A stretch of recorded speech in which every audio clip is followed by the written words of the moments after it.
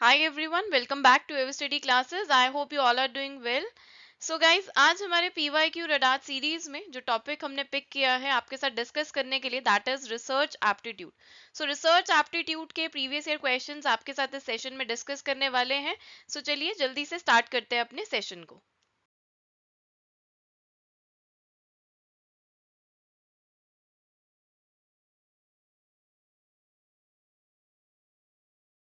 Question is which of the following constructs hold true for research analysis and design. Research analysis and design से related कुछ statements यहाँ पर आपको given है और आपको बताना है कि कौन सी statements true है. So first statement, research design is a framework for every stage of the collection and analysis of the data. Research design हमारा प्लानिंग स्टेप होता है रिसर्च प्रोसेस में, है ना. हमारे different steps of the research है, तो रिसर्च डिजाइन जो होता है वो हमारा प्लानिंग वाला स्टेप होता है. फर्दर के जो स्टेप्स होते हैं वो हमारे एग्जीक्यूशन वाले स्टेप होते हैं जिसमें हम डेटा को कलेक्ट करेंगे, फिर हम एनालिसिस करेंगे, है ना. तो रिसर्च डिजाइन में हम वो उन फर्दर जितने भी स्टेप्स होते हैं जो हमने एग्जीक्यूट करने हैं उनकी प्लानिंग करते हैं. तो overall framework, structural framework prepare किया जाता है, ब्लूप्रिंट जिसे हम कहते हैं. रिसर्च डिजाइन हमारा एक ब्लूप्रिंट है जिसमें हम फर्दर डिसाइड करते हैं कि कौन सा मेथड यूज करना है डेटा कलेक्ट करने के लिए, एनालिसिस के लिए कौन सी टेक्निक यूज करनी है, सैम्पलिंग मेथड कौन सा यूज करना है. ठीक है, तो इसीलिए रिसर्च डिजाइन को फ्रेमवर्क, ब्लूप्रिंट बोला जाता है for every stage of the collection and analysis of the data. So ये स्टेटमेंट बिल्कुल करेक्ट है. Next is the choice between qualitative and quantitative methods in a research experiment depends upon Cronbach alpha. Cronbach alpha तो reliability को measure करता है, ठीक है ना. क्रॉनबेक अल्फा इंटरनल कंसिस्टेंसी को मेजर करता है कि लेट्स से कि आपके क्वेश्चन एयर में 4 वेरिएबल्स हैं, उन चारों वेरिएबल्स में 5-5 स्टेटमेंट्स हैं, तो क्या ये स्टेटमेंट्स इसी वेरिएबल को टेस्ट कर रही हैं या नहीं कर रही हैं, क्या ये स्टेटमेंट्स जो है इसी वेरिएबल के अंडर फॉल करते हैं या नहीं करती. क्रॉनबेक अल्फा की वैल्यू हमें वो बताती, ठीक है, रिलायबिलिटी को मेजर करता है. और इसकी जो थ्रेशोल्ड वैल्यू होती है वो 0.7 होती है. क्रॉनबेक अल्फा की जो थ्रेशोल्ड वैल्यू होती है वो 0.7 होती है, यानी कि 0.7 एक्सेप्टेबल वैल्यू. अगर 0.7 से ऊपर है, 0.8, 0.9, तो वो गुड और एक्सीलेंट में कवर होता है, और अगर 0.7 से नीचे होती है तो उसे क्वेश्चनेबल या पुअर में कवर करते हैं, और 0.5 से ही बिल्कुल नीचे है तो अनएक्सेप्टेबल होती है. ठीक है, तो क्रॉनबेक अल्फा रिलायबिलिटी को मेजर करता है, ना कि हमें ये बताता है कि क्वालिटेटिव और क्वांटिटेटिव मेथड्स के बीच में आपको चॉइस कैसे करनी है. राइट जी. सो ये स्टेटमेंट हमारी यहाँ पर इनकरेक्ट है. Next, experiments as a source of data is not appropriate for qualitative study. बिल्कुल, एक्सपेरिमेंट्स हमारे लेबोरेटरी टेस्ट प्रोसीजर वाले होते हैं, तो ये मेनली हमारा क्वांटिटेटिव डेटा को कलेक्ट करने के लिए यूज किया जाता है. तो ये स्टेटमेंट भी यहाँ पर करेक्ट है, क्योंकि यहाँ पर बोला हुआ है कि experiments as a source of data is not appropriate for qualitative study because it is appropriate for the quantitative study.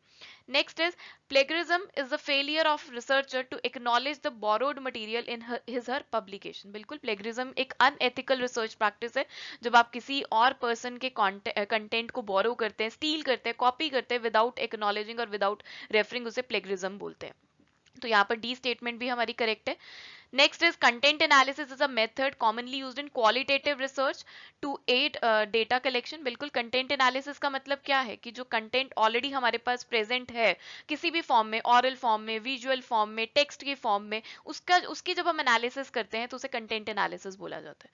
और ये मेनली जो है हमारा क्वालिटेटिव रिसर्च के लिए यूज किया जाता है. जैसे बाकी के रिसर्च मेथड्स है, कंटेंट एनालिसिस भी एक रिसर्च मेथड है. ठीक है जी. तो ई स्टेटमेंट भी यहाँ पर करेक्ट है. सो अकॉर्डिंगली हमारे पास ए स्टेटमेंट, हमारे पास सी स्टेटमेंट, डी स्टेटमेंट और ई स्टेटमेंट करेक्ट है. सो आंसर हमारा बनेगा option number 3, A C D and E. ठीक है जी.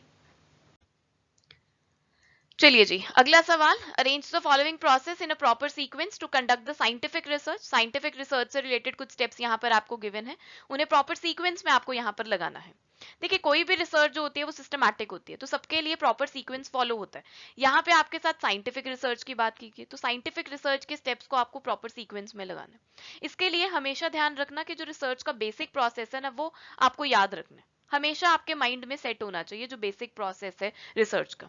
फिर आपने देखना है कि क्वेश्चन में कौन सी रिसर्च की बात की गई है, ठीक है, फिर उन स्टेप्स को उस बेसिक प्रोसेस के स्टेप्स के साथ रिलेट करना है, तभी आप करेक्टली अटेम्प्ट कर पाओगे. नहीं तो आप घबरा जाओगे कि ये कैसे से स्टेप्स गिवन है, हमने तो कुछ और स्टेप्स पढ़े हुए हैं.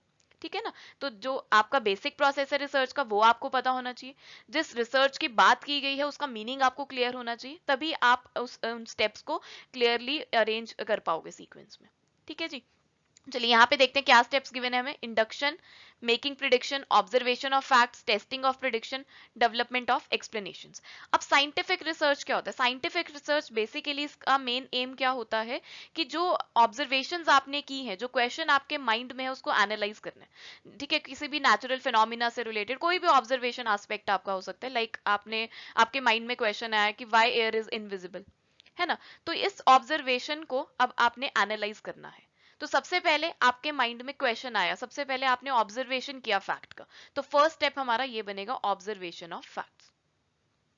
ठीक है, क्वेश्चन आपके माइंड में आया, अब इस क्वेश्चन की क्लैरिटी चाहिए, इस क्वेश्चन की अंडरस्टैंडिंग चाहिए, इस क्वेश्चन की नॉलेज आपके पास होनी चाहिए। तो उसके लिए आप क्या करेंगे? इंडक्शन। ठीक है, इंडक्शन एक फॉर्म ऑफ रीजनिंग होती है जिसमें आप किसी एस्पेक्ट को लेके अंडरस्टैंडिंग बिल्ड करते हो, नॉलेज गेन करते हो। ठीक है, रिलेशनशिप एस्टेब्लिश करते हो ऑब्जर्वेशंस और थियोरी से रिलेटेड। ठीक है, तो सेकंड स्टेप हमारा क्या होगा? इंडक्शन। ठीक है, फिर जो आपने अंडरस्टैंडिंग गेन करी, जो नॉलेज गेन करी, उससे रिलेटेड आप एक्सप्लेनेशंस डेवलप करोगे। तो थर्ड स्टेप क्या होगा हमारा? Development of explanations. ठीक है, अब एक्सप्लेनेशंस आपके सामने आ गई हैं, सारी चीजें आपको क्लियर हो गई हैं। अब आप क्या करोगे? प्रिडिक्शन बनाओगे, हाइपोथेसिस डेवलप करोगे, हाइपोथेसिस को फॉर्मुलेट करोगे। हमने पढ़ा हुआ हाइपोथेसिस फॉर्मुलेट, ठीक है ना? प्रिडिक्शन करोगे और फिर आप क्या करोगे? उस हाइपोथेसिस को टेस्ट करोगे, यानी कि टेस्टिंग ऑफ प्रिडिक्शन। तो लास्ट स्टेप हमारा ये होगा।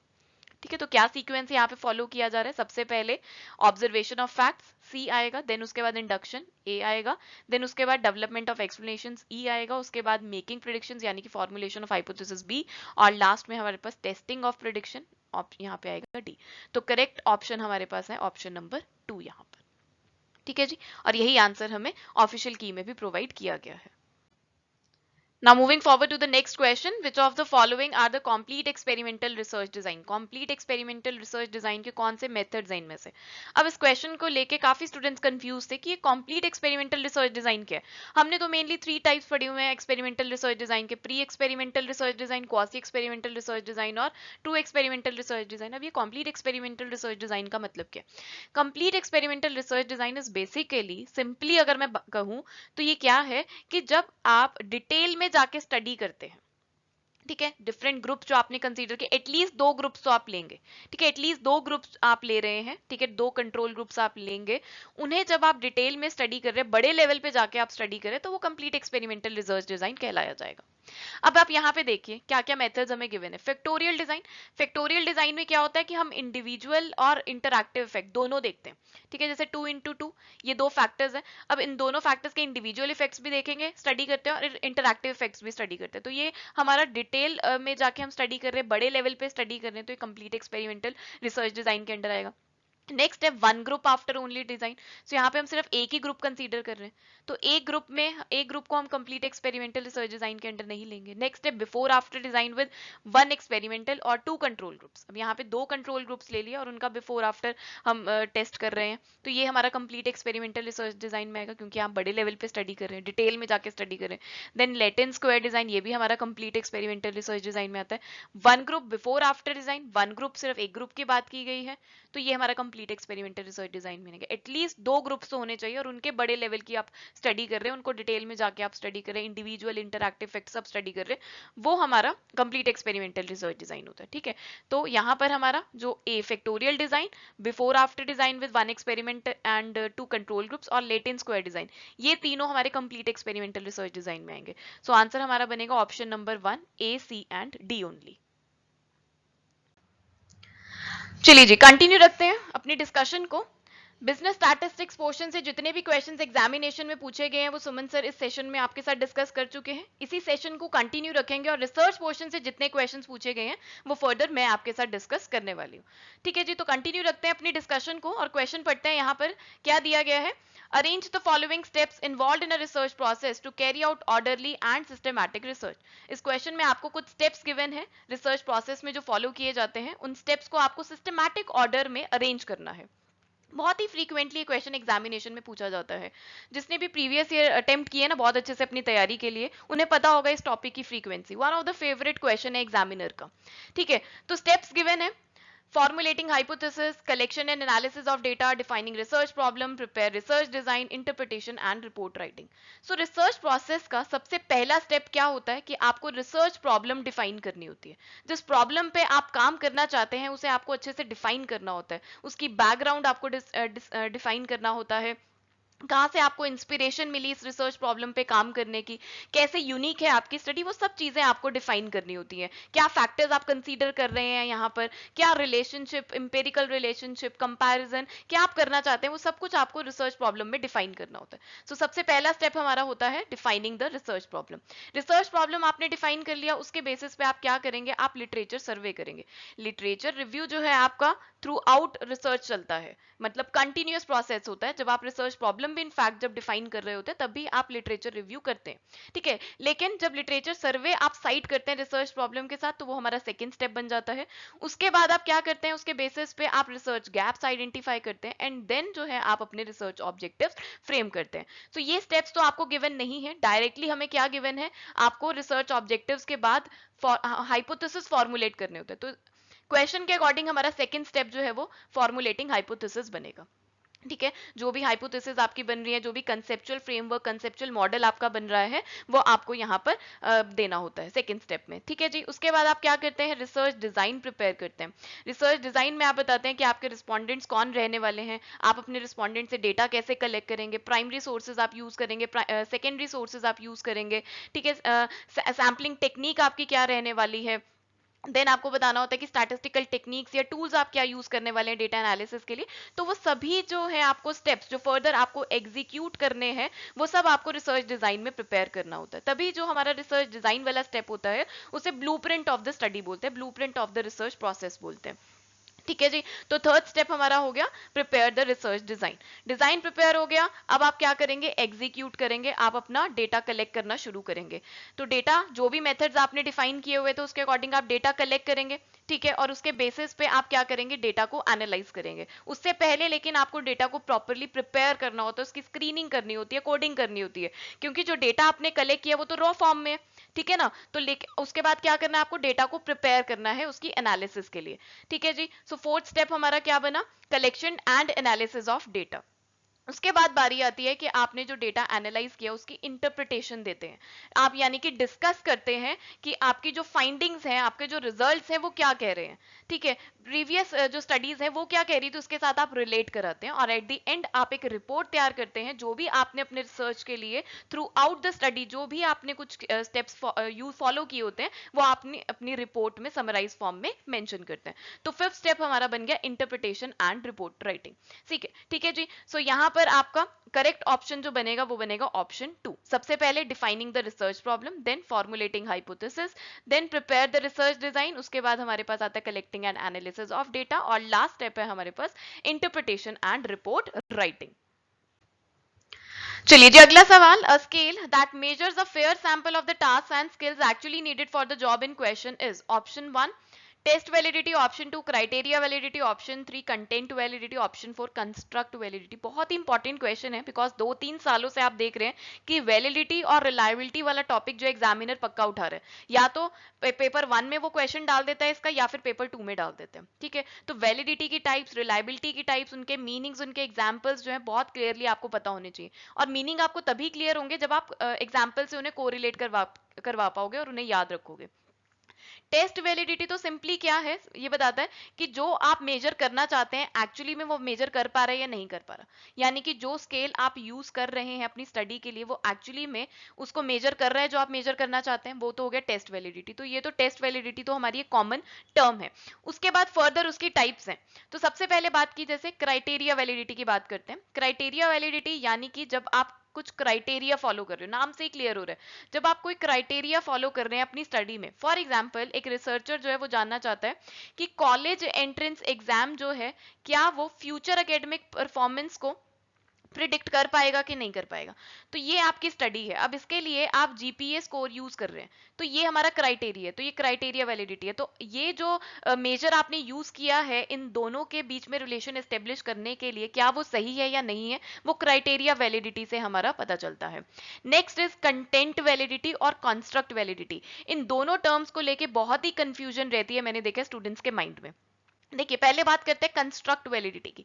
कंस्ट्रक्ट बोलो, फैक्टर्स बोलो, कुछ भी बोलो, ठीक है ना। जैसे हमने देखना है कि कौन से ऐसे फैक्टर्स हैं, मार्केटिंग फैक्टर्स हैं जो कंज्यूमर के बिहेवियर को अफेक्ट करते हैं। तो आपने वहां पे जो मार्केटिंग फैक्टर्स के कंस्ट्रक्ट लेने हैं, डिफरेंट फैक्टर्स लेने हैं, ठीक है, ये देखने के लिए कि कंज्यूमर के बिहेवियर को कौन से फैक्टर्स अफेक्ट कर रहे हैं। तो ये तो कंस्ट्रक्ट हो गया।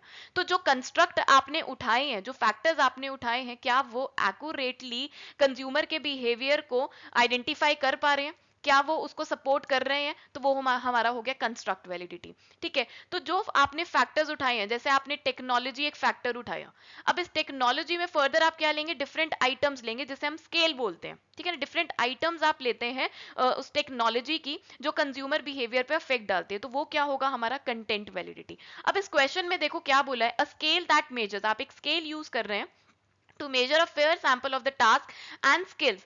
टास्क एंड स्किल्स जो एक्चुअली जॉब के लिए चाहिए होती हैं, ठीक है, उसको आपने उसको मेजर किया है, वो स्केल आपने यूज किया है, मतलब आइटम्स आप ले रहे हैं, तो वो क्या है, हमारा कंटेंट वैलिडिटी है। ठीक है ना, जब आप उन फैक्ट कंस्ट्रक्ट्स के फर्दर आइटम्स यूज करते हैं मेजर करने के लिए उस फैक्टर को, उसे हम बोलते हैं कंटेंट वैलिडिटी। सो करेक्ट आंसर यहाँ पे हमारा बनेगा option number 3। Moving forward to the next question, before writing the research report, pre-writing यानी कि a researcher usually consider। research report लिखने से पहले एक researcher को किन चीजों का ध्यान रखना पड़ता है। आपको पता है कि जो रिपोर्ट है वो थीसिस का ही पार्ट है। ये अगर आपकी थीसिस है तो रिपोर्ट उसी में से निकली है, कुछ अलग तो नहीं है ना। थीसिस का ही पार्ट है रिपोर्ट। थीसिस अगर आपकी 400-500 पेजेस की है तो उसे जब आप कंडेंस्ड फॉर्म में लिखते हैं, उसको जब आप समराइज करते हैं, तो वही आपका रिपोर्ट है जो एग्जामिनर के पास इवैल्यूएट होने के लिए जाती है। ठीक है, अब रिसर्च रिपोर्ट लिखते टाइम या लिखने से पहले आपको क्या चीजें ध्यान में रखनी होती है वो आपको बताना है।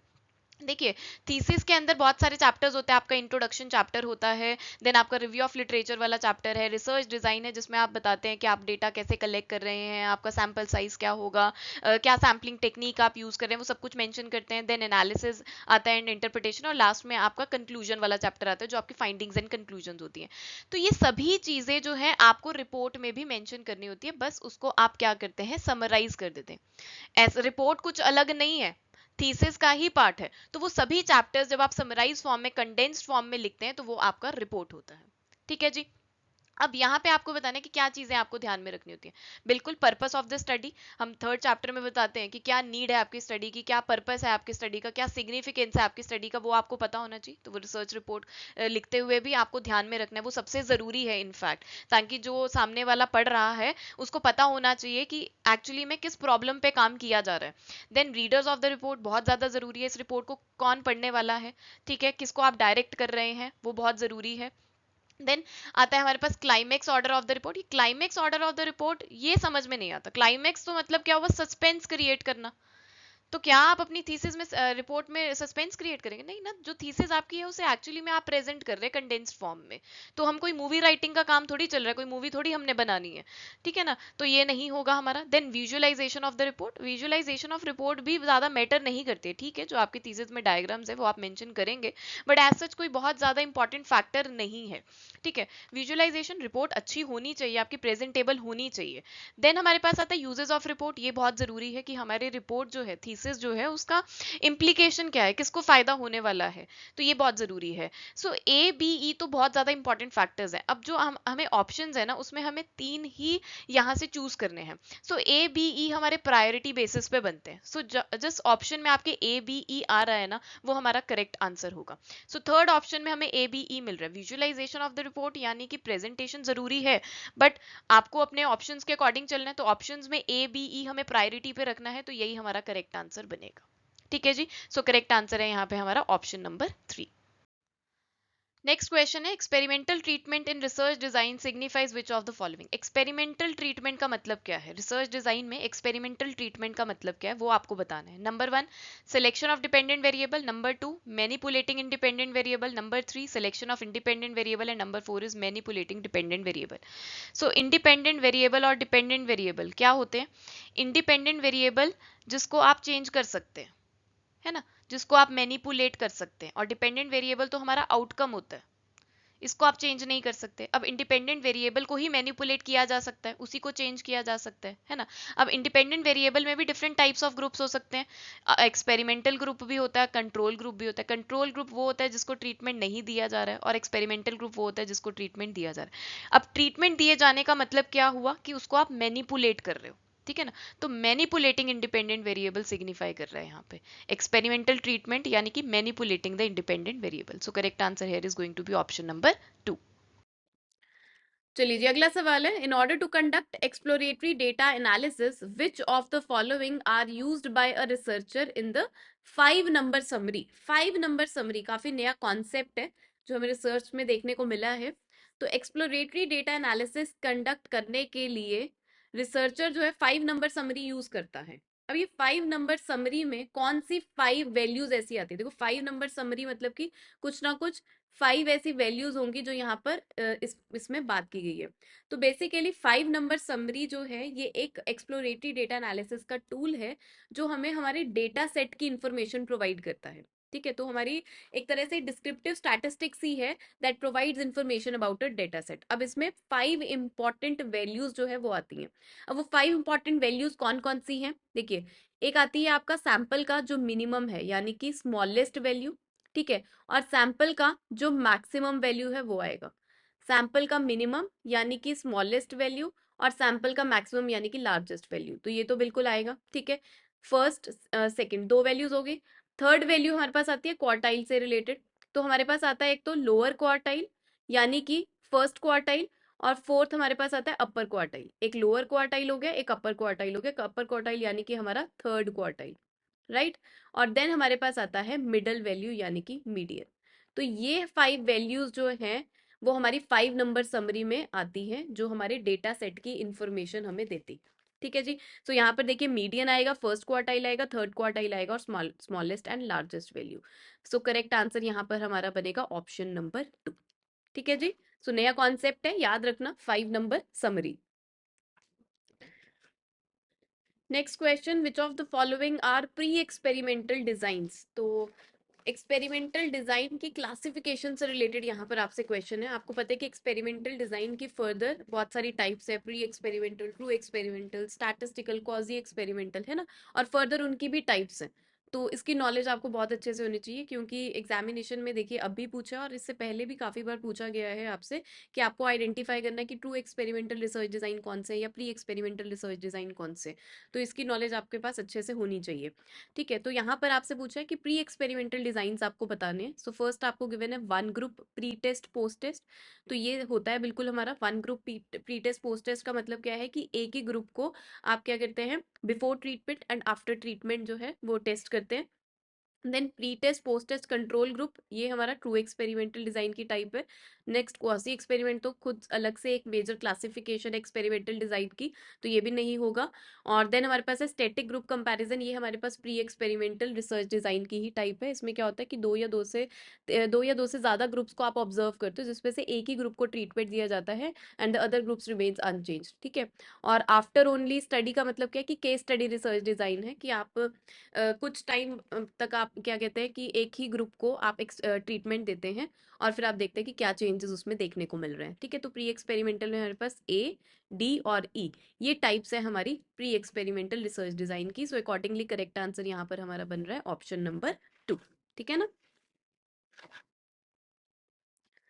चलिए जी, नेक्स्ट क्वेश्चन पर आते हैं। मैच द फॉलोइंग का क्वेश्चन है। लिस्ट 1 में आपको डिस्क्रिप्शन आइडेंटिफायर्स गिवन है, और लिस्ट 2 में आपको रिसर्च डिजाइन गिवन है, different exploratory study, statistical study, descriptive study, cross sectional study. आपको बताना है कि कौन सा रिसर्च डिजाइन अप्रोप्रिएटली डिस्क्रिप्शन को डिफाइन कर रहा है यहाँ पर कॉरेस्पॉन्डेंस। सो सबसे पहले देखिए, यहाँ पर गिवन है टाइम डायमेंशन। तो इनमें से आप बताइए कि कौन सा रिसर्च डिजाइन में टाइम डायमेंशन की बात की जाती है, एक्सप्लोरेटरी, स्टैटिस्टिकल, डिस्क्रिप्टिव या फिर क्रॉस सेक्शनल में। बिल्कुल जी, क्रॉस सेक्शनल में की जाती है। टाइम के बेसिस पे हम दो तरह की स्टडी रिसर्च डिजाइन पढ़ते हैं, क्रॉस सेक्शनल और एक हम पढ़ते हैं लॉन्गिट्यूडनल। क्रॉस सेक्शनल में क्या होता है कि आप एक स्पेसिफिक टाइम पे एक सैंपल ग्रुप से जब डेटा कलेक्ट कर रहे हैं, एक स्पेसिफिक टाइम पीरियड की जब बात की जा रही है, तो वो हमारा क्रॉस सेक्शनल होता है। और लॉन्गिट्यूडनल में क्या होता है कि आप एक ही सैंपल से जब different time period over a period of time data collect कर रहे हैं तो वो हमारा लॉन्गिट्यूडनल स्टडी होता है। तो बेसिकली ये दोनों जो है वो टाइम डायमेंशन के बेसिस पे क्लासिफाई होते हैं। सो ए हमारा मैच करेगा 4 के साथ। अब आप यहाँ पे ऑप्शंस में देख लीजिए कौन से ऑप्शन में A3 4 के साथ मैच हो रहा है, ऑप्शन 3 में। और किसी ऑप्शन में मैच हो रहा है A4 के साथ नहीं जी। सो इट मीन्स कि थर्ड ऑप्शन हमारा आंसर बनने वाला है ना। बट स्टिल हम बाकी भी देख लेते हैं। पर्पस ऑफ द स्टडी आप कहाँ पर डिफाइन करते हैं? डिस्क्रिप्टिव स्टडी में, ठीक है। व्हाट, वेयर, व्हेन, हाउ, ये सब आप डिस्क्रिप्टिव स्टडी में बताते हैं। जैसे कोई एक्सीडेंट हुआ या कोई मर्डर हो गया तो आप उसमें बता रहे हैं कि कैसे हुआ, ठीक है, कब हुआ, ठीक है, क्या क्या प्रोबेबल वहां पर केसेस थे, वो सब आप बताते हैं। जब मतलब डिस्क्राइब करना एक बेसिकली, जब आप अपने पर्पस को डिस्क्राइब करते हैं स्टडी में तो वो डिस्क्रिप्टिव स्टडी है। लेकिन जब आप वाई का आंसर देते हैं, कैजुअल रिलेशनशिप जब आप बताते हैं तो वो हमारा कैजुअल स्टडी में चला जाता है। सो बी हमारा मैच करेगा 3 के साथ, ठीक है जी। यहीं पे देखिए बी 3 के साथ मैच हो रहा है। देन है topical scope of the study. तो टॉपिकल स्कोप ये नई टर्म होगी आपके लिए। टॉपिकल स्टॉप का मतलब, स्कोप का मतलब क्या होता है? व्हेन यू आर स्टडिंग, एक स्टैटिस्टिकल स्टडी होती है जब आप ब्रेथ को स्टडी करते हैं, नॉट डेप्थ। अब इसका मतलब क्या हुआ? रिसर्च में हम वर्ड टर्म यूज करते हैं जनरलाइजेबिलिटी, जनरलाइज करना, है ना। जब आप अपने कंक्लूजन को, जब आप अपने रिजल्ट्स को जनरलाइज करते हैं, यानी कि सिंपली आप क्या करते हैं, डेटा जो है आप अपने सैंपल से कलेक्ट करते हैं, ठीक। अब पूरी पॉपुलेशन को स्टडी करना तो मुश्किल है ना, तो आप उस पॉपुलेशन में से सैंपल से डेटा कलेक्ट करते हैं और उस पर टेस्ट अप्लाई करते हैं। उन टेस्ट के जो रिजल्ट्स होते हैं वो आप उनको जनरलाइज करते हैं होल पॉपुलेशन पे, ठीक है। तो पॉपुलेशन पे जनरलाइज करना, उसका स्कोप वाइडन कर देना, मतलब ब्रेथ को स्टडी कर रहे हैं, नॉट डेप्थ। तो ये क्या है? हमारा एक statistical study, topical scope of the study. So C हमारा मैच करेगा 2 के साथ। और नेक्स्ट है हमारे पास the degree to which research question has been crystallise. Exploratory study, बिल्कुल एक्सप्लोरेटरी रिसर्च करते हैं आप अपने, देखते हैं कि प्रोबेबल रिसर्च क्वेश्चंस क्या है, कहाँ कहाँ आप कौन से एस्पेक्ट पे आप रिसर्च कर सकते हैं, प्रॉब्लम स्टेटमेंट्स कौन सी हमारी नई बन पा रही हैं, ठीक है। प्रोबेबल रिसर्च क्वेश्चंस जब आप एक्सप्लोर करते हैं तो उसे एक्सप्लोरेटरी स्टडी करते हैं, यानी कि you are going from known to unknown, ठीक है जी। सो अकॉर्डिंगली करेक्ट आंसर यहाँ पर बनेगा हमारा ऑप्शन नंबर 3। नेक्स्ट क्वेश्चन पर आते हैं। Which of the following samples are non random और नॉन प्रोबेबिलिटी सैंपल्स। आपको यहाँ पर कुछ सैंपल्स गिवन है और आपको बताना है कि नॉन रेंडम या फिर नॉन प्रोबेबिलिटी सैंपल्स इनमें से कौन से। Systematic sample, quota sample, cluster और area sample, purposive sample, replicate sample. अब आपने कंफ्यूज नहीं होना, ये सब तो हम सैम्पलिंग टेक्निक पढ़ते हैं, systematic sampling method, quota sampling method. तो क्वेश्चन में जस्ट वैसे ही आपको लैंग्वेज चेंज कर दी गई है कि different method, sampling method use करके, ठीक है, आपने क्या किया है, कुछ सैंपल्स एक्सट्रैक्ट किए। जैसे सिस्टमैटिक सैंपल एक्सट्रैक्ट किया, कोटा सैंपल एक्सट्रैक्ट किया, तो आपने बताना है कि नॉन प्रोबेबिलिटी सैंपल्स इनमें से कौन से। दो तरह की सैम्पलिंग टेक्निक होते हैं, दो तरह के सैंपल्स होते हैं। एक होंगे हमारे पास रैंडम सैंपल्स, एक है हमारे पास non random samples. Random samples वो होंगे जिनका इक्वल चांस होता है सिलेक्शन का, ठीक है, और नॉन रैंडम सैंपल्स जिनका इक्वल चांस नहीं होता है सिलेक्शन का, रैंडम सिलेक्शन से जो नहीं आते, ठीक है, जो जजमेंट बेस पे सिलेक्ट किए होते हैं, वो नॉन रैंडम सैंपल्स होंगे। तो यहाँ पे आपको नॉन रैंडम सैंपल्स आपको आइडेंटिफाई करने हैं। सो सिस्टमैटिक सैंपल जो है ये हमारा रैंडम सैंपल है, ठीक है। कोटा सैंपल ये हमारा नॉन रैंडम सैंपल है। कोटा सैंपल में क्या किया होगा, कोटा सैम्पलिंग मेथड यूज किया होगा, कोटा सैम्पलिंग टेक्निक लगाई होगी कि हमने पॉपुलेशन को डिवाइड कर दिया एक्सक्लूसिव ग्रुप्स में, ठीक है, और उनका नाम जैसे स्ट्रेटा है, और हर स्ट्रेटम में से जो सैंपल्स हैं वो कैसे सेलेक्ट होते हैं, फिक्स कोटा के बेसिस पे, ठीक है ना, रिसर्चर की कन्वीनियंस के बेसिस पे, उसके जजमेंट के बेसिस पे। तो ये नॉन रेंडम सैंपल है। नेक्स्ट क्लस्टर और एरिया सैंपल, ये हमारा रेंडम सैंपल है। पर्पसिव सैंपल, जहाँ पे रिसर्चर का पर्पस सॉल्व हो रहा हो, ठीक है ना, उसकी नॉलेज, उसका एक्सपीरियंस जो है वो लग रहा हो, तो वो पर्पस सैंपल होगा। तो ये हमारा नॉन रेंडम सैंपल है, राइट। और लास्ट है हमारे पास रेप्लिकेटेड सैंपल, ये हमारा रेंडम सैंपल है। तो नॉन रेंडम सैंपल्स यहाँ पे कोटा सैंपल है और पर्पसिव सैंपल है। सो आंसर हमारा बनेगा option number 4, B and D are the non probability samples, non random samples. चलिए जी अगला सवाल। The standard error is the statistical measure of. Standard error क्या है? It is simply the standard deviation of a sampling distribution, या हम ये भी बोल सकते हैं it is a common measure of sampling error. और सैम्पलिंग एरर क्या होता है? सैंपल स्टैटिस्टिक और पॉपुलेशन पैरामीटर की वैल्यूज में जो डिफरेंस है वो हमारा सैम्पलिंग एरर है। अब यहाँ पे पढ़िए, देखिए कहाँ पे लिखा हुआ है, the extent to which a sample mean is likely to different from the population mean. ये हमारा स्टैंडर्ड एरर है। So correct answer here is option number 2। चलिए जी अगला सवाल, properties of a good point estimator includes which of the following. एक point estimator good कब कहलाया जाएगा? पॉइंट एस्टिमेटर का मतलब कि वो सिंगल वैल्यू जो पॉपुलेशन पैरामीटर के वैल्यू को एस्टिमेट करने के लिए यूज की जाती है, जैसे सैंपल मीन। देखिए पॉपुलेशन पैरामीटर की वैल्यू को आइडेंटिफाई करने के, एस्टिमेट करने के दो तरीके हैं, एक इंटरवल एस्टिमेट, एक पॉइंट एस्टिमेट। पॉइंट एस्टिमेट मैंने बताया कि सिंगल वैल्यू सैंपल की जो पॉपुलेशन पैरामीटर को आइडेंटिफाई करने में हेल्प करता है, एस्टिमेट करने में हेल्प करता है। और इंटरवल एस्टिमेट क्या होगा? रेंज ऑफ वैल्यूज, कि जो हमारे पैरामीटर की वैल्यू है वो इस रेंज, पर्टिकुलर रेंज में लाई करेगी, तो वो इंटरवल एस्टिमेट है। ठीक है, अब आपको पॉइंट एस्टिमेटर गुड कब कहलाया जाएगा, उसकी प्रॉपर्टीज आपको आइडेंटिफाई करनी है। तो हमारा पॉइंट एस्टिमेटर अनबाइज्ड होना चाहिए। इसका मतलब है कि जो एक्सपेक्टेड वैल्यू है हमारे एस्टिमेटर की must be equal to the mean of the parameter. ठीक है, कंसिस्टेंट होना चाहिए कि अगर हमारा सैंपल साइज इंक्रीज कर रहा है तो अगर हमारा सैंपल साइज इंक्रीज कर रहा है तो जो हमारे एस्टिमेटर की वैल्यू है वो पॉपुलेशन पैरामीटर की वैल्यू को अप्रोच करे। एफिशिएंट होना चाहिए, कम से कम वेरिएंस होना चाहिए। इसके अलावा एक और प्रॉपर्टी होती है सफिशिएंसी, यानी कि जो हमारा एस्टिमेटर है वो ज्यादा से ज्यादा इंफॉर्मेशन कन्वे करे हमारे पॉपुलेशन पैरामीटर को लेके। ठीक है, तो एफिशिएंसी, कंसिस्टेंसी, अनबायसनेस, ये प्रॉपर्टीज हमारे एक पॉइंट, गुड पॉइंट एस्टिमेटर की है। तो करेक्ट आंसर यहाँ पे बनेगा हमारा ऑप्शन नंबर 4। ठीक है जी, चलिए जी अगले सवाल पर बढ़ते हैं।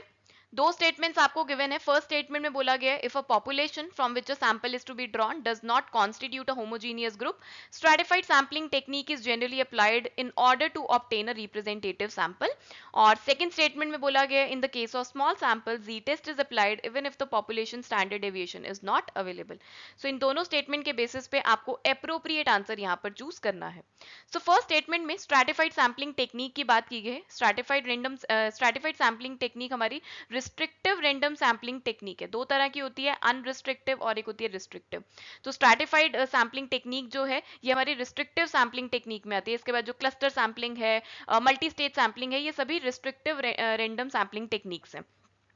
अब यहाँ पर बोला क्या गया है कि आप जिस पॉपुलेशन से सैंपल ड्रॉ कर रहे हैं वो होमोजीनियस ग्रुप्स उसमें नहीं है। ठीक है, तो आप random stratified sampling technique apply करते हैं। तो यानी कि बोला गया कि जब आपका पॉपुलेशन हेट्रोजीनियस नेचर का होता है, ठीक है, तो आप स्ट्रैटिफाइड सैम्पलिंग टेक्निक यूज करते हैं। क्यों? क्योंकि आप हेट्रोजीनियस को होमोजीनियस में कन्वर्ट करते हैं, कुछ स्ट्रेटा बनाते हैं। ठीक है, और उसके बेसिस पे आप उन ग्रुप से रेंडमली डेटा कलेक्ट करते हैं ताकि जो आपका सैंपल है वो प्रॉपरली आपके पॉपुलेशन को रिप्रेजेंट कर पाए। तो फर्स्ट स्टेटमेंट यहां पर बिल्कुल करेक्ट है। सेकेंड स्टेटमेंट में बोला गया है कि आपके पास स्मॉल सैंपल है, स्मॉल सैंपल है और स्टैंडर्ड डेविएशन भी नहीं पता है, तो इस केस में हमारा टी टेस्ट अप्लाई होता है।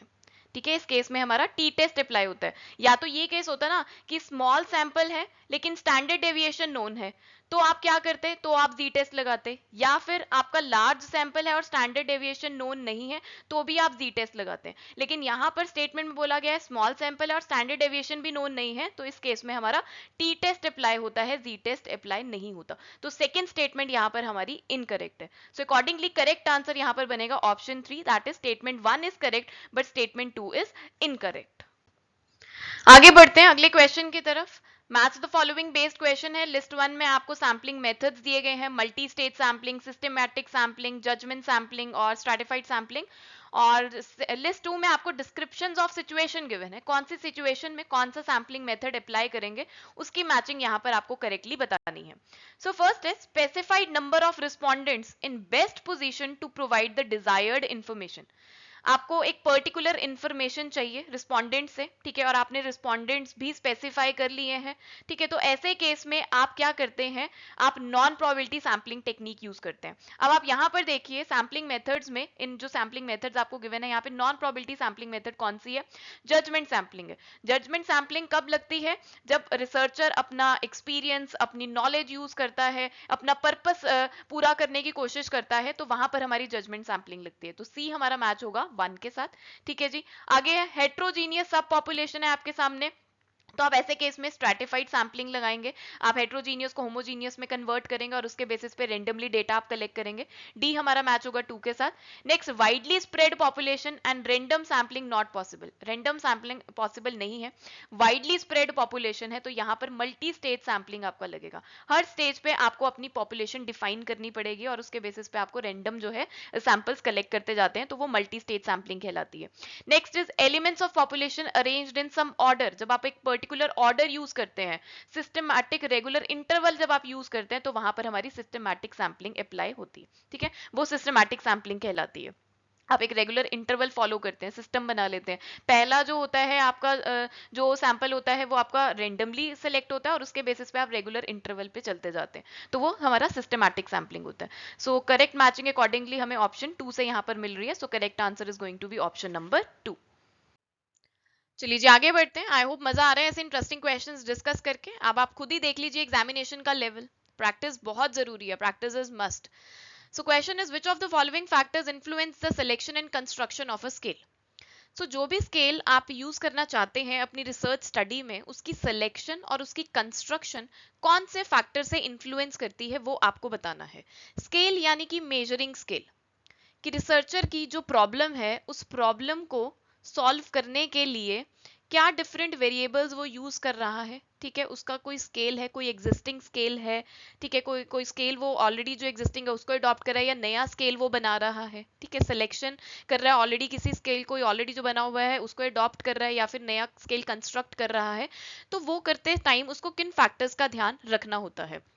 ठीक है, जैसे फॉर एग्जाम्पल आप कोई स्टडी कर रहे हैं ब्रांड इक्विटी को लेके। सो उस ब्रांड इक्विटी को लेके आपको कैसे मेजर करना है, क्या डायमेंशंस आपको लेनी है, उनको क्वांटिफाई करने के लिए एक स्केल यूज किया जाता है। ठीक है, वो हमारा मेजरिंग स्केल होता है। सो उसके लिए क्या फैक्टर्स आपको ध्यान में रखने पड़ते हैं। तो ऑप्शंस आपको गिवन है मल्टी कॉलिनैरिटी। मल्टी कॉलिनैरिटी तो स्टैटिस्टिकल फिनोमिना है एक, जो हमें बताता है कि दो या दो से ज्यादा जो हमारे इंडिपेंडेंट ग्रुप्स हैं वो कितने एक दूसरे से कोरिलेट करते हैं। मल्टी कॉलिनैरिटी मतलब दो से ज्यादा इंडिपेंडेंट ग्रुप्स अगर हमारे पास है तो उनमें कितनी कॉलिनैरिटी है। तो ये तो स्टैटिस्टिकल फिनोमिना है हमारा, ये तो हमें ऑलरेडी टेस्ट के थ्रू पता चलता है। देन डेटा प्रॉपर्टीज, बिल्कुल स्केल जब आप कंस्ट्रक्ट कर रहे हैं तो डेटा की प्रॉपर्टीज आपको ध्यान में रखना है कि डेटा कैसे, नॉमिनल है, ऑर्डिनल है, रेशो स्केल है, रेशो है, इंटरवल है, मतलब डेटा आपने ध्यान में रखना है नॉमिनल डेटा है या ऑर्डिनल डेटा है। ठीक है, देन नंबर ऑफ डायमेंशंस कितनी है, कितनी डायमेंशंस आप क्वांटिफाई करना चाहते हैं, कौन कौन से वेरिएबल्स आप ले रहे हैं वो आपको ध्यान में रखना पड़ता है। देन लेवल ऑफ सिग्निफिकेंस, ये भी हमारा एक स्टैटिस्टिकल फिनोमेना जो हाइपोथेसिस टेस्टिंग में आता है, तो ये भी नहीं होगा हमारा।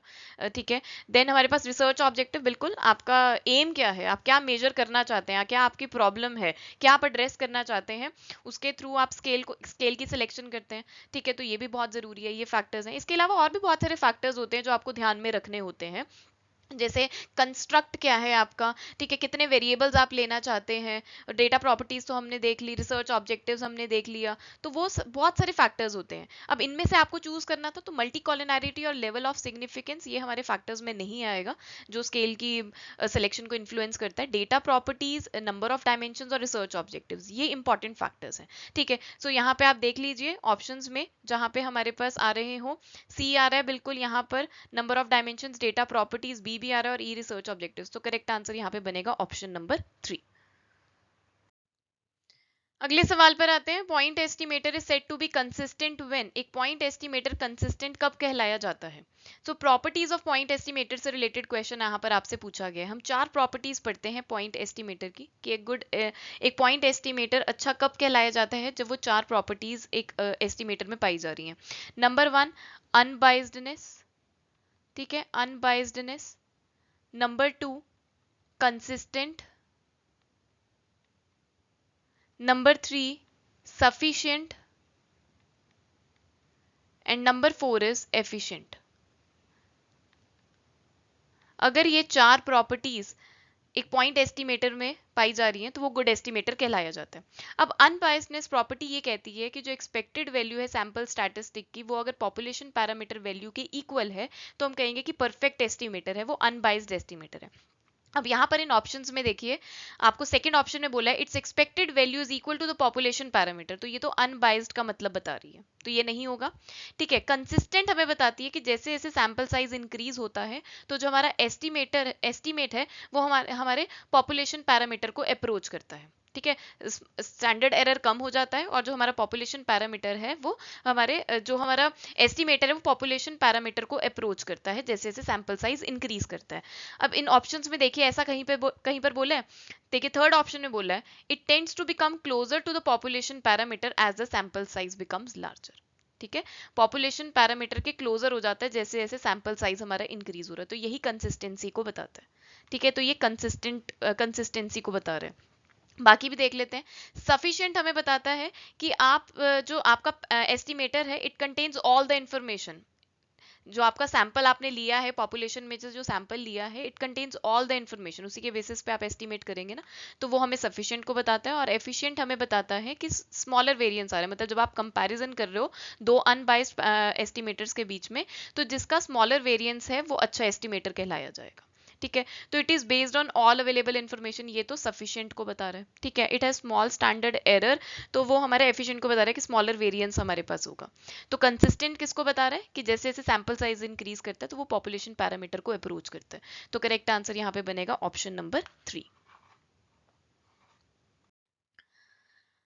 आगे बढ़ते हैं, अगला सवाल है, for the interval scale and the ratio scale data usually which of the following measure of associations are used. Interval scale data और रेशियो स्केल डेटा की बात की गई है क्वेश्चन में, इनके लिए कौन से मेजर ऑफ एसोसिएशन जो है यूज किए जाते हैं। ऑप्शंस में गिवन है आपको Kendall's tau b, correlation ratio, partial correlation, Spearman rank correlation and product moment correlation. Measure of association यानी कि कोरिलेशन, मेजर ऑफ एसोसिएशन का मतलब क्या होता है कि आपको कोरिलेशन निकालना है दो वेरिएबल्स के बीच में। ठीक है, जब आपको वेरिएबल्स के बीच में रिलेशनशिप को क्वांटिफाई करना है उसे हम कोरिलेशन कहते हैं। ठीक है, या फिर मेजर ऑफ एसोसिएशन कहते हैं, मेजर ऑफ कोरिलेशन कहते हैं। तो कौन से टेक्निक्स यहाँ पर यूज की जाती है। अब कैंडल्स ताओ भी मेजर ऑफ एसोसिएशन है, लेकिन ये नॉन पैरामीट्रिक वर्जन है। ठीक है, कोरिलेशन रेशियो, पार्शियल कोरिलेशन, ये तो हमारे पैरामीट्रिक है। स्पेयरमैन रैंक कोरिलेशन भी हमारा नॉन पैरामीट्रिक है। देन प्रोडक्ट मोमेंट कोरिलेशन हमारा पैरामीट्रिक है। अब यहाँ पे जब क्वेश्चन में लिख देते हैं ना आपको most appropriate answer find out करना है, तो आपको ऑप्शंस के अकॉर्डिंग चलना पड़ता है। ठीक है, अब हमें पता है कोरिलेशन, वैसे तो ये सारे टेस्ट, जितने भी टेस्ट आपको गिवन है, जितने भी टेक्निक्स आपको गिवन है, ये मेजर ऑफ एसोसिएशन ही है, लेकिन ऑप्शंस के अकॉर्डिंग आपको चलना पड़ेगा। मोस्ट अप्रोप्रिएट आंसर आपको यहाँ पर फाइंड आउट करना है। तो correlation, partial correlation, product movement correlation, ये हमारे पैरामीट्रिक वर्जन है। ठीक है, सो यहाँ पे देखिए सी बी ई ऑप्शन 3 में आ रहे हैं। अब कैंडल्स ताओ बी और स्पेयरमैन रैंक कोरिलेशन की बात यहाँ पर नहीं की गई है। मे बी एग्जामिनर ने ये जो ऑप्शन यहाँ पर गिवन है उसमें नॉन पैरामेट्रिक टेस्ट टेक्निक्स को एलिमिनेट कर दिया है, लेकिन ये तीनों ऑप्शंस तो बाकी तो आ रहे हैं ना, तो इसलिए मोस्ट अप्रोप्रिएट आंसर हमारा ऑप्शन 3 जाएगा यहाँ पे। ठीक है जी, सो करेक्ट आंसर यहाँ पे बनेगा ऑप्शन 3।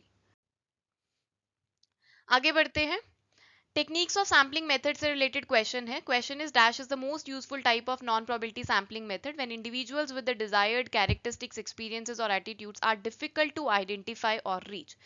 सो आपको ऑप्शंस में different non probability sampling methods given है, आपको बताना है इनमें से कौन सा non probability sampling method use किया जाता है जब आपको ऐसे इंडिविजुअल या ऐसे पर्सन को अप्रोच करना है जिनके कैरेक्टरिस्टिक्स, एक्सपीरियंस, एटीट्यूड्स जो है बहुत रेयर है, मतलब रेयर ट्रेट्स वाले पर्सन को आपने अप्रोच करना है, उन तक पहुंचना है। तो उसके लिए आप कौन सी नॉन प्रोबेबिलिटी सैम्पलिंग मेथड पर कौन सी सैम्पलिंग मेथड यूज करोगे। सो उसके लिए स्नोबॉल सैम्पलिंग मेथड यूज किया जाता है। स्नोबॉल सैम्पलिंग मेथड को हम चेन रेफरल सैम्पलिंग भी कहते हैं। इस टेक्निक को तब यूज किया जाता है पर्टिकुलरली जब आपके लिए बहुत चैलेंजिंग है स्पेसिफिक पॉपुलेशन को आइडेंटिफाई करना या उस तक एक्सेस करना, स्पेसिफिक पॉपुलेशन तक पहुंचना, स्पेसिफिक पॉपुलेशन को एक्सेस करना जब आपके लिए चैलेंजिंग होता है, तो उसके लिए आप स्नोबॉल सैम्पलिंग यूज करते हैं। ये नॉन प्रोबेबिलिटी सैम्पलिंग मेथड है क्योंकि ये चेन रेफरल है, किसी एक पर्सन तक हम पहुंचेंगे, फिर वो पर्सन किसी और का रेफरेंस देगा, फिर फर्दर वो पर्सन किसी और का रेफरेंस देगा, इसलिए इसे स्नोबॉल सैम्पलिंग बोला जाता है, क्योंकि बॉल जो है वो स्नो की तरह रोल कर रही है एक पर्सन से दूसरे पर्सन तक। ठीक है, जैसे किसी एक पर्टिकुलर रेयर ट्रेट के बारे में हमने स्टडी करना है, हमने देखना है कि सिटी में कौन से कितने अनडॉक्यूमेंटेड इमिग्रेंट्स हैं, उनसे रिलेटेड इन्फॉर्मेशन हमने इकट्ठा करनी है, तो ये सेंसिटिव इन्फॉर्मेशन है। ठीक है, तो इस पॉपुलेशन को एक्सेस करना चैलेंजिंग है, तो इसके लिए हम स्नोबॉल सैम्पलिंग यूज करेंगे। ठीक है, बाकी देखिए पर्पसिव सैम्पलिंग हमारी जजमेंटिव सैम्पलिंग होती है, सब्जेक्टिव सैम्पलिंग होती है।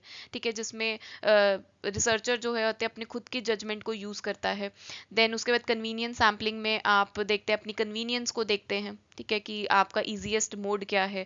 और कोटा सैम्पलिंग आपको पता है नॉन प्रोबेबिलिटी सैम्पलिंग मेथड ही है कि जब आप कोटाज बना देते हैं, स्पेसिफिक ट्रेट और क्वालिटी के बेसिस पे आप डिवीजन कर देते हैं, तो वो कोटा सैम्पलिंग होती है। सो यहाँ पर जिस नॉन प्रोबेबिलिटी सैम्पलिंग मेथड की बात की गई है वो है snowball sampling. So correct answer is option 3।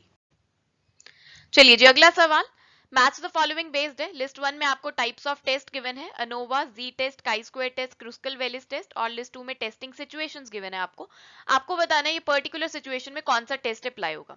So first given है testing whether a standard probability distribution fits well to a given frequency distribution. So ये काई स्क्वायर टेस्ट का ही एक टेस्ट है, chi square test of goodness of fit. अगर आपको याद होगा goodness of fit, उसमें हम क्या देखते थे कि जो हमारा ऑब्जर्व डेटा है कितने अच्छे से एक्सपेक्टेड डेटा के साथ फिट करता है कि ना, how well the sample data fits a distribution. ठीक है, तो वो वहां पर हमारा chi square test of goodness of fit apply होता है। राइट जी, सो सी हमारा मैच होगा यहाँ पर 1 के साथ। नेक्स्ट है parametric test to test the hypothesis of differences in more than 2 sample means. 2 से ज्यादा सैंपल्स मीन के बीच में अगर हमने डिफरेंस देखना हो तो कौन सा पैरामेट्रिक टेस्ट लगेगा, अनोवा लगेगा। सो ए मैच होगा हमारा 2 के साथ। नेक्स्ट है non parametric test to test the hypothesis of differences in more than 2 sample means.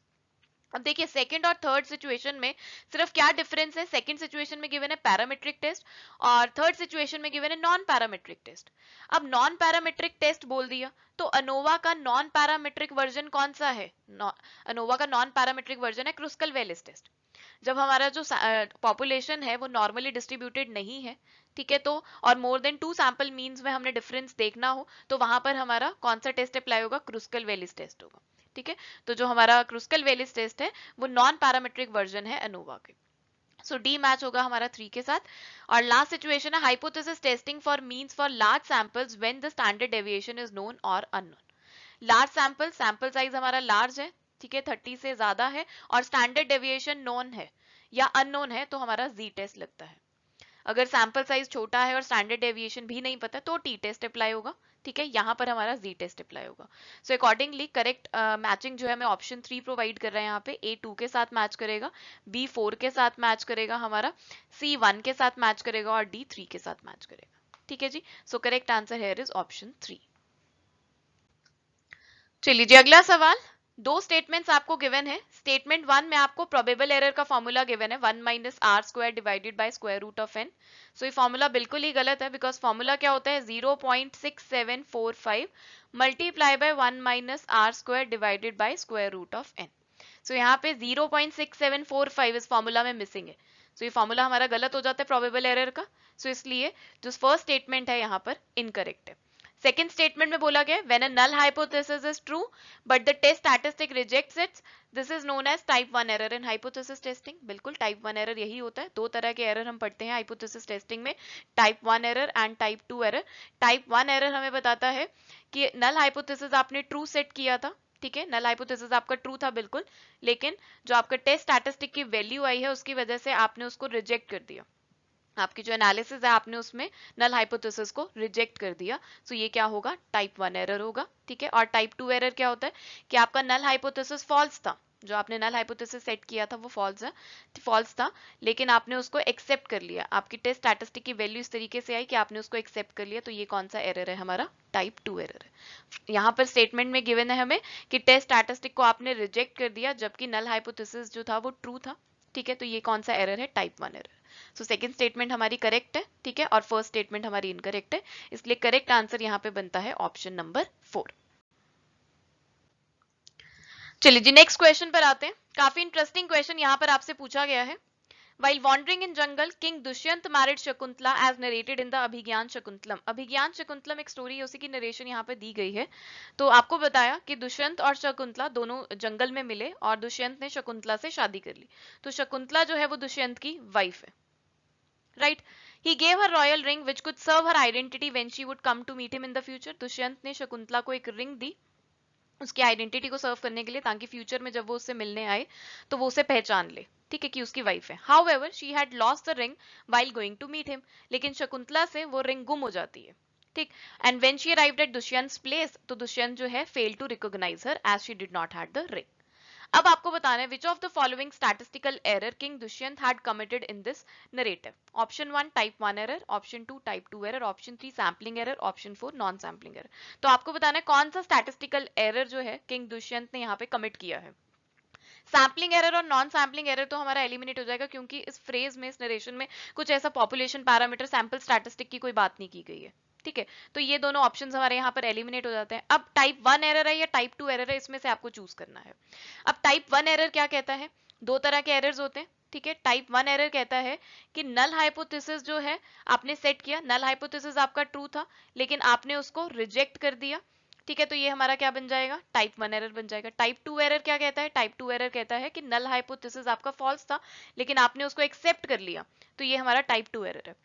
अब देखिए, शकुंतला दुष्यंत की वाइफ है, ठीक है, ये ट्रू है, this is our null hypothesis और ये ट्रू है, लेकिन he fail to recognize him, मतलब उसे रिजेक्ट कर दिया, तो ये कौन सा एरर बना, टाइप 1 एरर, है ना, सिंपल। बस थोड़ा सा आपको दिमाग लगाना था, ऑन द स्पॉट आप किसी उस क्वेश्चन को कैसे एनालाइज करते हैं, अपनी कंसेप्चुअल अंडरस्टैंडिंग कैसे अप्लाई करते हैं ना, उसी का गेम है सब, ठीक है। तो यहाँ पे नल हाइपोथेसिस था कि शकुंतला दुष्यंत की वाइफ है, तो ये ट्रू है ना, ये ट्रू है, शकुंतला दुष्यंत की वाइफ है, लेकिन उसने उसे रिकॉग्नाइज करने से ही फेल टू रिकॉग्नाइज, उसे रिकॉग्नाइज नहीं किया, है ना, तो उसे रिजेक्ट कर दिया, तो ये क्या बना हमारा type 1 error. So correct answer यहाँ पे बनेगा option number 1, he committed the type 1 error. चलिए जी, अगला भी match the following based question है। लिस्ट 1 में आपको स्टैटिस्टिकल आइडेंटिटीज गिवन है, power of test, standard error, P value and F test. और लिस्ट 2 में आपको डिस्क्रिप्शन गिवन है, सो आपको पर्टिकुलर स्टैटिस्टिकल आइडेंटिटी की करेक्ट डिस्क्रिप्शन के साथ मैच करना है। सो सबसे पहले पावर ऑफ टेस्ट की बात करते हैं। पावर ऑफ टेस्ट यानी कि टेस्ट में कितनी पावर है, तो ये कैसे पता चलता है, जब आपका नल हाइपोथेसिस फॉल्स है और आपने उसको रिजेक्ट कर दिया है, इस करेक्ट डिसीजन की जो प्रोबेबिलिटी है उसे हम पावर ऑफ टेस्ट बोलेंगे, ठीक है ना। करेक्ट डिसीजन की जो आपकी मैक्सिमम प्रोबेबिलिटी है जब आपका नल हाइपोथेसिस फॉल्स है और आपने उसको रिजेक्ट कर दिया, उसे पावर ऑफ टेस्ट बोलेंगे। सो यहाँ पे कौन सी डिस्क्रिप्शन ऐसा बता रही है, the probability that test will lead to the rejection of null hypothesis when it is false, this is called power of test. So A match करेगा हमारा 4 के साथ। Then standard error is simply the sampling standard deviation of a sampling distribution, है ना। So यहाँ पर standard deviation of an estimate from a sample, this describes the standard error, so B match करेगा हमारा 3 के साथ। Then we have the p value is the probability value.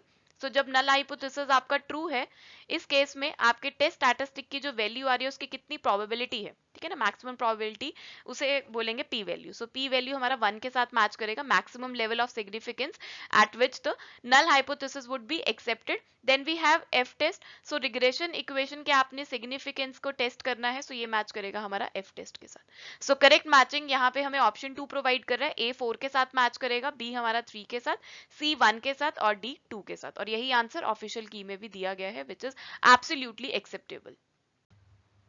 Okay, now moving forward to the next question. Match the following based question है, दो list आपको given है। List 1 में types of test mention है, Kruskal Wallis test, Z test, ANOVA, chi square test. और list 2 में आपको subject matter of the problem बताया गया। तो सिंपली यहाँ पर आपको प्रॉब्लम्स बताई गई है, सिचुएशन दी गई है कि कौन से सिचुएशन में कौन सा टेस्ट अप्लाई होगा। सो सिंपली आपको एप्लीकेशन बतानी है पर्टिकुलर टेस्ट की और करेक्ट मैचिंग यहाँ पर आइडेंटिफाई करना है। सो सबसे पहले हमें गिवन है parametric test to compare means of more than 2 population groups. दो से ज्यादा पॉपुलेशन ग्रुप्स के मीन्स को जब आपको कंपेयर करना है तो कौन सा पैरामीट्रिक टेस्ट अप्लाई होता है, अनोवा, ठीक है। तो सी हमारा मैच होगा 1 के साथ।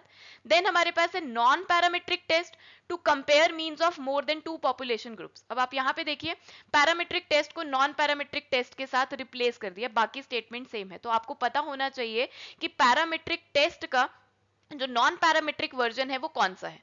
सो क्रुस्कल वैलीज जो है वो नॉन पैरामीट्रिक वर्जन है अनोवा का, यानी कि जब अनोवा की एजम्पशंस, अनोवा की कंडीशंस, नॉर्मेलिटी जो है वो फॉलो नहीं हो रही होती है, वो फुलफिल नहीं हो रही होती है, तो ऐसे केस में आप नॉन पैरामीट्रिक वर्जन लगाते हैं पैरामीट्रिक टेस्ट का, that is Kruskal Wallis test, ठीक है।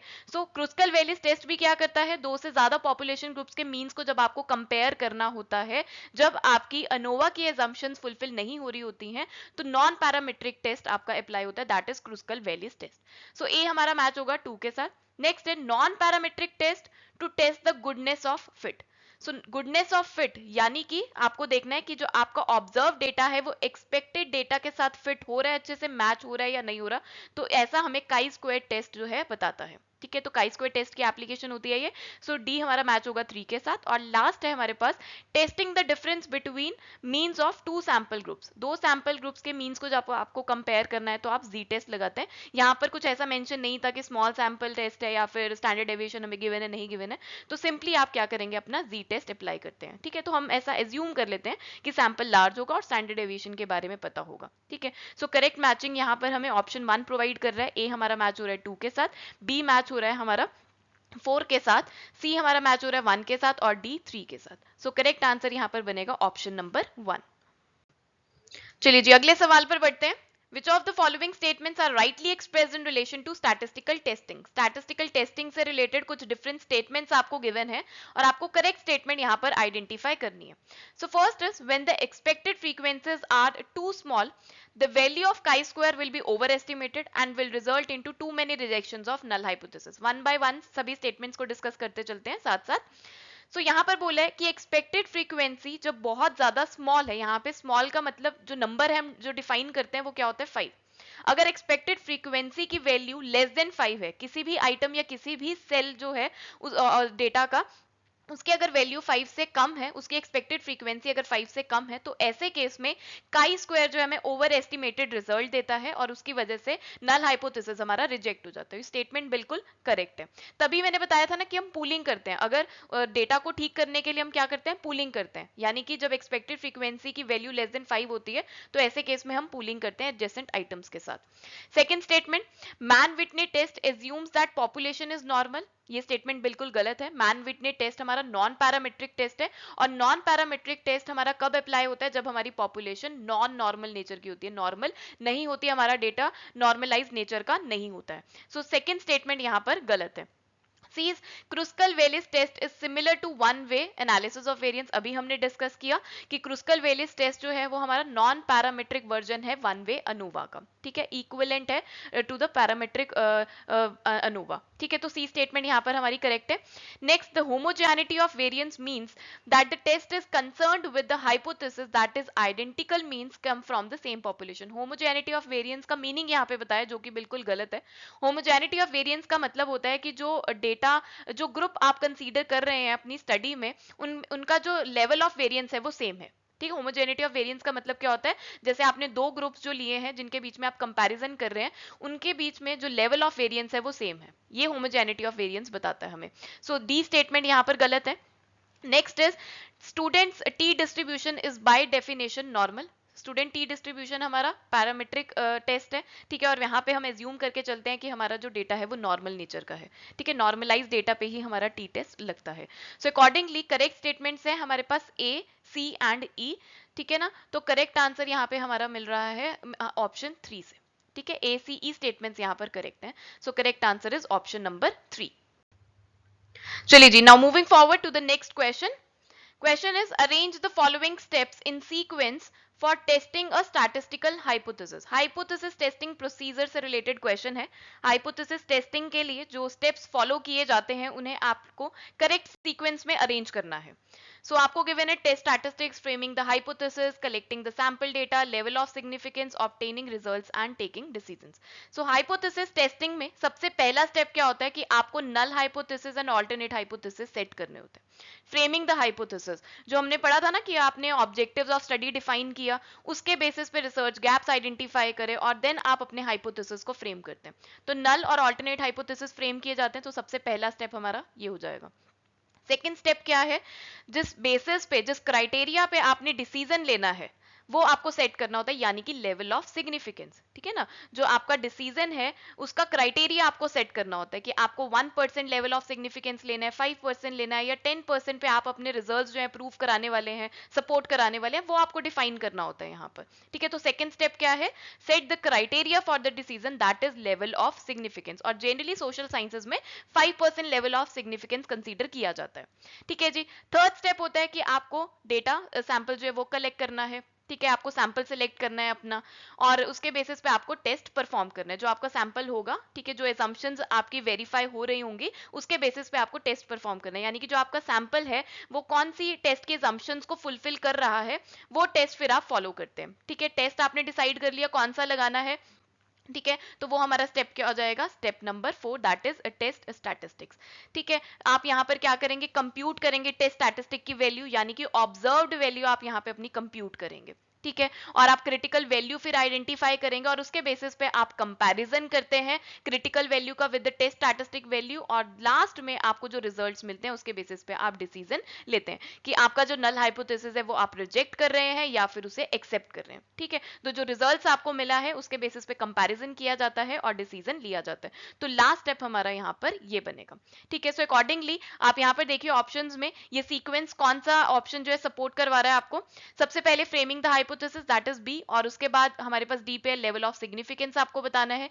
उसके बाद आएगा collect the sample data, then test statistics, और लास्ट में obtaining results and taking decision. So accordingly correct answer आपका है ऑप्शन नंबर 1। चलिए जी आगे बढ़ते हैं। Next question, match the following based है। दो लिस्ट आपको गिवन है। लिस्ट 1 में आपको नॉन पैरामीट्रिक टेस्ट गिवन है और लिस्ट 2 में आपको कुछ पैरामीट्रिक टेस्ट गिवन है। नॉन पैरामीट्रिक टेस्ट हमारे counterpart of the parametric test होते हैं। Counterpart of parametric test यानी कि जब पैरामीट्रिक टेस्ट की एजम्पशंस फुलफिल नहीं होती हैं तो हम उसका जो इक्विवेलेंट नॉन पैरामीट्रिक टेस्ट होता है वो अप्लाई करते हैं। ठीक है, सो यहाँ पर हमें गिवन है Friedman test, Mann Whitney U test, Kruskal Wallis test and Wilcoxon signed rank test. और पैरामीट्रिक टेस्ट में आपको गिवन है one way ANOVA, t test, pair t test and two way ANOVA. अब यहाँ पे जो टी टेस्ट और pair t test है ना, इसको लेके आपने कंफ्यूज नहीं होना। जब हम टी टेस्ट की जनरली हम बात करते हैं तो इसका मतलब होता है इंडिपेंडेंट सैंपल टी टेस्ट की बात हो रही है। यहाँ पे उन्होंने वैसे भी स्पेसिफिकली मेंशन कर दिया ना पेयर्ड, तो ये वाला टी टेस्ट कौन सा होगा? इंडिपेंडेंट सैंपल, यानी कि जब हम दो अनरिलेटेड ग्रुप्स को कंपेयर कर रहे हैं उस टी टेस्ट की बात हो रही है। और पेयर टेस्ट टी टेस्ट का मतलब क्या होता है कि जब हम दो रिलेटेड सैंपल्स को कंपेयर कर रहे हैं डिफरेंट टाइम्स पे, जब हमारे पास दो पॉपुलेशन से डिफरेंट ग्रुप्स आ रहे हैं उनको जब हम कंपेयर कर रहे हैं तो वो हो गया इंडिपेंडेंट सैंपल टी टेस्ट। जब एक ही पॉपुलेशन से दो ग्रुप्स आ रहे हैं और उनको हम डिफरेंट टाइम पे कंपेयर कर रहे हैं बिफोर एंड आफ्टर, तो वो हमारा पेयर टी टेस्ट होता है। इनको हम रिलेटेड सैंपल या सेम सैंपल टी टेस्ट कहते हैं, पेयर टी टेस्ट बोलते हैं। ठीक है जी, अब देखिए मैन विटने यू टेस्ट और क्रुस्कल वेलिस टेस्ट तो हम बहुत अच्छे से पढ़ते हैं। तो जो हमारा मैन विटने यू टेस्ट है वो आपको पता है कि किसने डिस्क्राइब किया था? विल्कॉक्सन ने डिस्क्राइब किया था, लेकिन उसको डिटेल में स्टडी मैन विटने ने किया था, इसलिए इसको मैन विटने विल्कॉक्सन टेस्ट भी बोला जाता है। मैन विटने यू टेस्ट भी बोला जाता है और मैन विटने विल्कॉक्सन टेस्ट भी बोला जाता है। लेकिन विल्कॉक्सन ने एक विल्कॉक्सन साइंड रैंक टेस्ट भी दिया था, तो दोनों में डिफरेंस है। ठीक है जी, सो जो हमारा मैन विटने यू टेस्ट है ये हमारा अप्लाई होता है इंडिपेंडेंट सैंपल्स पे। ठीक है, तो ये किसका काउंटर पार्ट हुआ? मैन विटने यू टेस्ट हमारा इंडिपेंडेंट सैंपल टी टेस्ट का काउंटर पार्ट हुआ, तो बी हमारा मैच करेगा 2 के साथ। ठीक है जी, बी हमारा मैच करेगा 2 के साथ। और क्रुस्कल और जो विल्कॉक्सन साइंड रैंक टेस्ट है वो हमारा पेयर टी टेस्ट पे लगता है, सो डी हमारा मैच करेगा 3 के साथ। ठीक है, ये हमारे क्लियर हो गए, बहुत अच्छे से हमने पढ़े हुए हैं। क्रुस्कल वेलिस टेस्ट भी हमने बहुत अच्छे से पढ़ा हुआ है कि जो क्रुस्कल वेलिस टेस्ट है वो हमारा नॉन पैरामेट्रिक टेस्ट है, काउंटर पार्ट है किसका? वन वे अनोवा का। वन वे अनोवा यानी कि जब आपको देखना होता है 3 या 3 से ज्यादा ग्रुप में स्टैटिस्टिकल डिफरेंस है या नहीं है, और जो हमारा वन वे अनोवा उसकी assumptions अगर फुलफिल नहीं होती है तो हम क्रुस्कल वेलिस टेस्ट अप्लाई करते हैं। तो सी हमारा मैच करेगा 1 के साथ। ठीक है, सो ये मैचिंग हमें मिल रही है यहाँ पे, सेकंड ऑप्शन हमारा करेक्ट बन रहा है। अब रह गया हमारा फ्रेडमैन टेस्ट। ठीक है, फ्रेडमैन टेस्ट हमारा काउंटर पार्ट है टू वे अनोवा का, लेकिन इसे true non parametric counterpart नहीं बोला जाता टू वे अनोवा का, क्योंकि ये मैच्ड सैंपल्स पे ही लगता है फ्रेडमैन टेस्ट भी हमारा। सो ए हमारा मैच करेगा 4 के साथ। ठीक है जी, सो करेक्ट ऑप्शन जो हमें मिल रहा है यहाँ पे करेक्ट मैचिंग का वो है ऑप्शन नंबर 2। नेक्स्ट क्वेश्चन पर आते हैं। Sequence the following statistical distribution and test in the increasing order of symmetry. Order of symmetry में आपको इन डिफरेंट स्टैटिस्टिकल डिस्ट्रीब्यूशन को अरेंज करना है इंक्रीजिंग ऑर्डर में। ठीक है, जेड डिस्ट्रीब्यूशन गिवन है आपको, chi square distribution, T distribution, F distribution and uniform distribution. Order of symmetry आपको ध्यान रखना है। ऑर्डर ऑफ सिमेट्री हमारी यानी कि शेप से पता चलती है। In different types of distribution के हम शेप्स की बात करते हैं ना, जो डिग्री ऑफ फ्रीडम से अफेक्ट करती है। ठीक है, उसके बेसिस पे आपको इन स्टैटिस्टिकल डिस्ट्रीब्यूशन को इंक्रीजिंग ऑर्डर में लगाना है। तो सबसे पहले तो हमारा यूनिफॉर्म डिस्ट्रीब्यूशन ही आएगा, स्मॉलेस्ट टू लार्जेस्ट पे जाना है। सबसे पहले हमारे पास यूनिफॉर्म डिस्ट्रीब्यूशन आएगा, ये वो प्रोबेबिलिटी डिस्ट्रीब्यूशन है जहाँ पे इक्वली लाइकली आउटकम्स होते हैं, तो इस तरीके से इसकी शेप होती है। तो सबसे पहले यूनिफॉर्म डिस्ट्रीब्यूशन है, तो जिस ऑप्शन में सबसे पहले ई गिवन है वो आएगा हमारे पास। ठीक है, तो थर्ड ऑप्शन में हमें दिखाई दे रहा है। और सबसे जो परफेक्ट बेल शेप होती है वो किसकी होती है? जो बिल्कुल सिमेट्री में होता है वो कौन सा होता है हमारे पास? जी डिस्ट्रीब्यूशन होता है। तो ए जो सबसे लास्ट में गिवन है ऑर्डर में सीक्वेंस में वो सबसे लास्ट में आना चाहिए, यानी कि जी डिस्ट्रीब्यूशन सबसे लास्ट में होना चाहिए। तो थर्ड ऑप्शन ही हमें ये करेक्ट ऑर्डर देगा। ई सबसे पहले आ रहा है और ए सबसे लास्ट में हो रहा है। परफेक्ट सिमेट्री, बेल शेप जो है हमारी किसकी होती है, जी डिस्ट्रीब्यूशन की होती है। ठीक है, तो यहाँ से आपको इतना तो पता चल गया कि करेक्ट आंसर हमारा ऑप्शन 3 ही बनेगा। अब बाकी देख लीजिए ऑर्डर एक बार। यूनिफॉर्म डिस्ट्रीब्यूशन के हमारे पास काई स्क्वायर डिस्ट्रीब्यूशन आएगा, पॉजिटिवली स्क्यूड होता है। एफ डिस्ट्रीब्यूशन भी हमारा पॉजिटिवली स्क्यूड होता है, 0 टू इन्फिनिटी इसकी रेंज होती है। देन उसके बाद टी डिस्ट्रीब्यूशन आएगा, क्योंकि टी डिस्ट्रीब्यूशन जो है वो नॉर्मल डिस्ट्रीब्यूशन के जैसा ही है, बट उसकी जो टेल्स होती हैं वो हैवियर होती हैं देन जी डिस्ट्रीब्यूशन। ठीक है जी। So correct order A B D C A बनेगा। सो करेक्ट आंसर यहाँ पे ऑप्शन नंबर 3 होगा।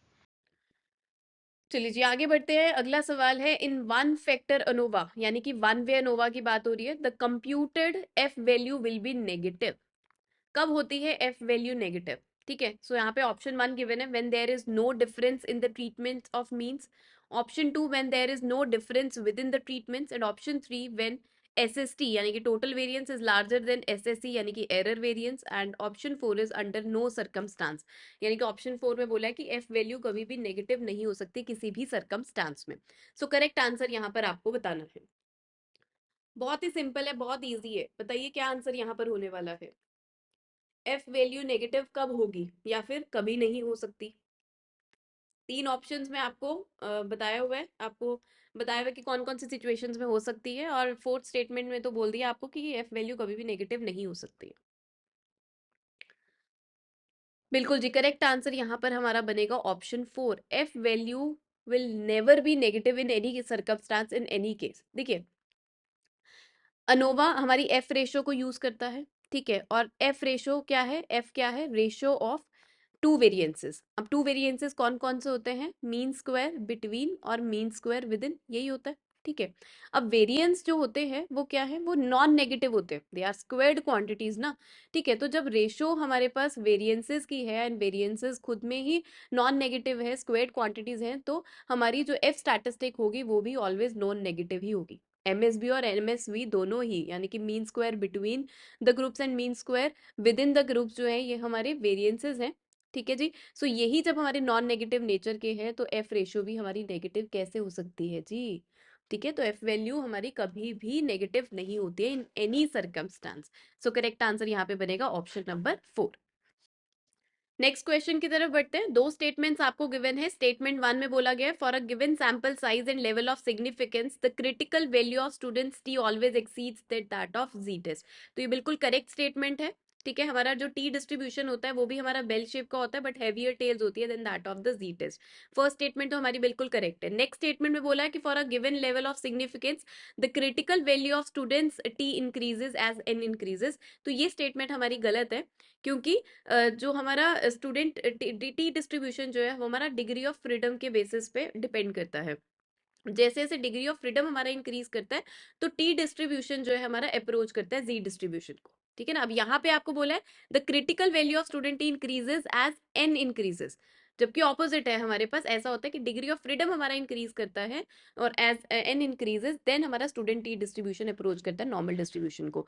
सो यहाँ पे करेक्ट स्टेटमेंट हमारा ऑप्शन 3 बनेगा। स्टेटमेंट 1 तो ट्रू है बट स्टेटमेंट 2 हमारी यहाँ पर फॉल्स है।